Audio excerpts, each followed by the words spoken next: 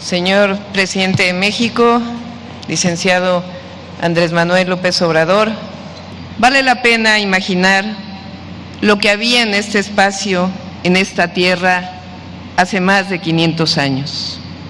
A unos metros de donde nos encontramos hoy, se erguía el centro ceremonial de Tenochtitlan, dominado por el Templo Mayor, una pirámide con dos templos dedicados a los dioses Tlaloc y Huitzilopochtli, y que para los mexicas representaba el Coatepetl, la montaña sagrada que almacenaba la lluvia, los rayos y las semillas multiplicadoras de la vida.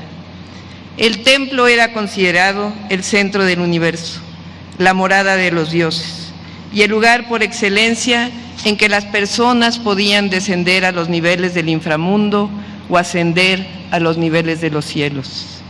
El recinto sagrado, con sus abundantes palacios, encarnaba al mismo tiempo el creciente poder político y económico de los mexicas, imperio que dominó a otros pueblos de Mesoamérica y del sur. Los mexicas contaban con escuelas, recintos para los sacerdotes y los guerreros, juegos de pelota y otras estructuras religiosas como el templo de Hecatl-Quetzalcóatl, el dios del viento. Fray Bernardino de Sahagún relata la presencia de 78 edificios dentro de la gran plaza principal de Tenochtitlan, la ciudad de los lagos. El templo mayor estaba separado del resto de la ciudad por una gran plataforma con escalinatas hacia ambos lados, y de él partían las tres grandes calzadas que a su vez comunicaban la ciudad con tierra firme. Hacia el sur, Iztapalapa; hacia el poniente, la de Tlacopan, Tacuba, y hacia el norte, la de Tepeyac. Los únicos que tenían acceso permanente al recinto sagrado eran los sacerdotes, guerreros, gobernantes y estudiantes del Calmecac. La gente común solo tenía permitida la entrada durante la celebración de las fiestas cívico-religiosas. Pero más allá de su arquitectura, podemos decir que la cultura mexica fue síntesis, conjunción, también destrucción y reconstrucción, modificaciones y nuevas interpretaciones de las creencias y tradiciones milenarias, centenarias de los antiguos pueblos mesoamericanos, de una complejidad que implicaba una filosofía sobre la existencia misma y su historia, sobre la filosofía de las personas, sobre la creación del universo, lo divino y lo terrenal, la astronomía, la agricultura.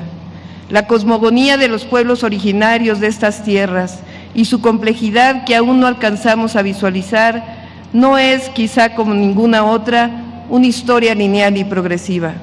Es diversa, condensa luchas, migraciones centenarias de diversos pueblos, pero esa historia fue cortada, tuvo un vuelco hace 500 años.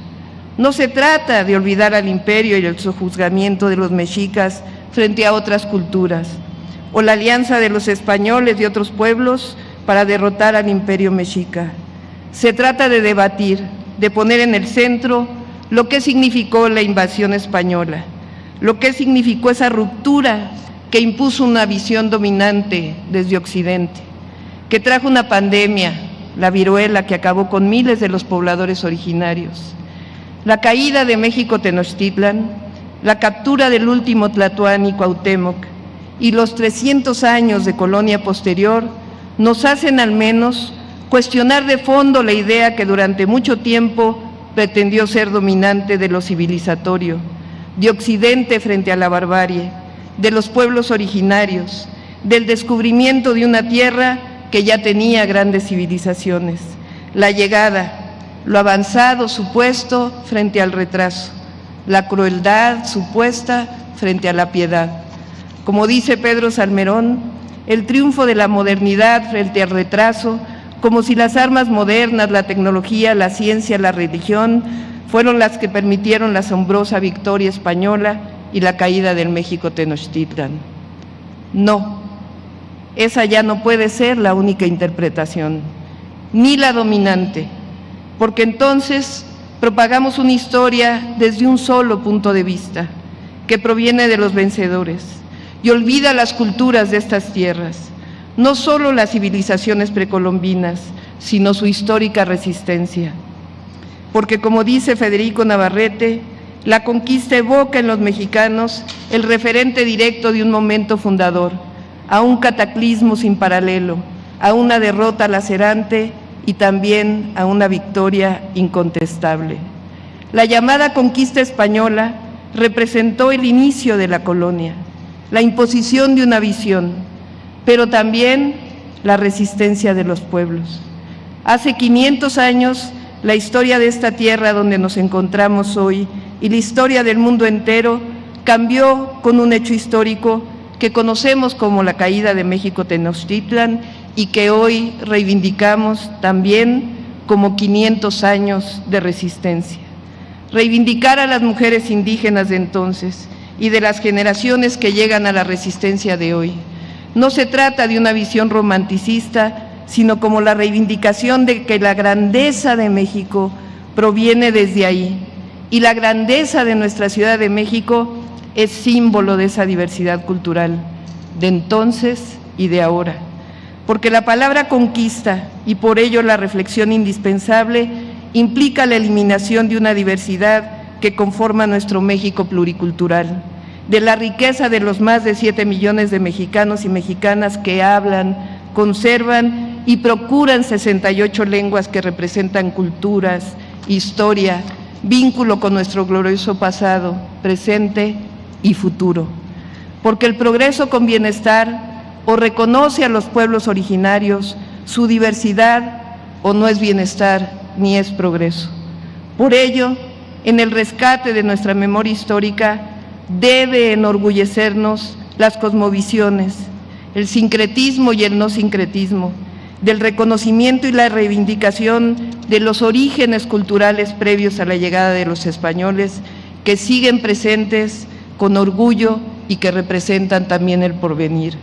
Si no cuestionamos esa visión, estamos condenados a seguir preservando una cultura de la discriminación y la renuncia a nuestra historia como la riqueza milenaria de nuestros pueblos originarios.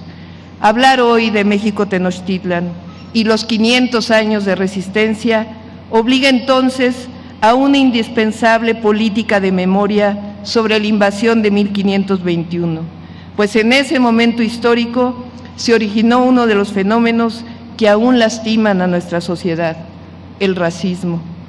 Hay que recordar que los sistemas coloniales establecidos a partir del siglo XVI establecieron una jerarquía social con base en el origen étnico de las personas. Es fundamental mostrar que a pesar de tener 200 años de independencia, los valores del colonialismo, del racismo, han permanecido en nuestra sociedad, pues reproducen prácticas y valores discriminatorios. Es por ello que es tan necesaria la memoria histórica. La herida colonial de nuestra sociedad solo podrá sanar si hablamos de ello. Hace 7 siglos en esta ciudad se levantó la legendaria Tenochtitlan, cuna de la cultura mexica, que lleva el nombre de nuestro país, de nuestra nación, México. Huitzilopochtli ordenó que fundara la ciudad donde estuviera un águila parada sobre un nopal devorando una serpiente, y hoy es el elemento central de nuestra bandera.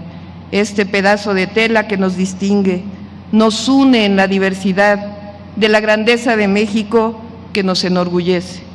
La Ciudad de México tiene una historia milenaria, donde sus habitantes jamás han dejado de resistir y de luchar por la justicia, la libertad y la igualdad. Por ello, nuestra ciudad es progresista, es centro cultural de México, es historia y es presente. Es origen y continuación de todas las luchas, es futuro y es esperanza. En esta ciudad se vive la rebeldía y el amor.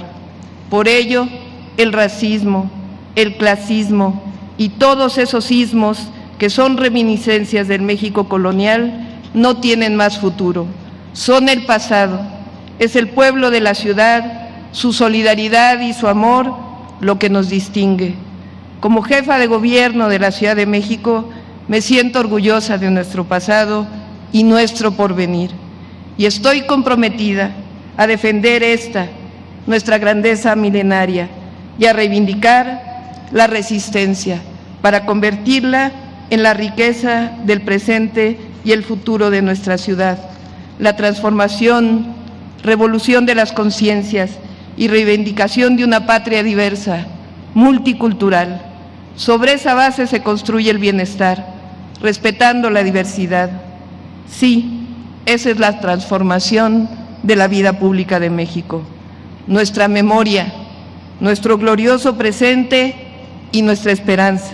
Vivan los 500 años de resistencia. Viva la heroica Ciudad de México.